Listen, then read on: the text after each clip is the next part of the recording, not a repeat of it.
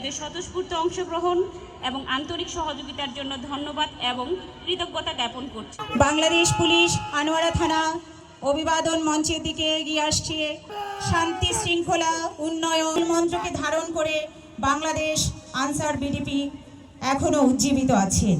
তিনটি আদর্শ বাণী নিয়ে নিজের জীবনকে বিপন্ন করে এগিয়ে চলেছে ফায়ার সার্ভিস। সম্মানিত অতিথিদের অভিবাদন জানিয়ে সামনের দিকে অগ্রসর হচ্ছে। মঞ্চের দিকে এগিয়ে আসছে আনোয়ারা মডেল সরকারি প্রাথমিক বিদ্যালয়, আনোয়ারা সরস্বতী সরকারি প্রাথমিক বিদ্যালয়।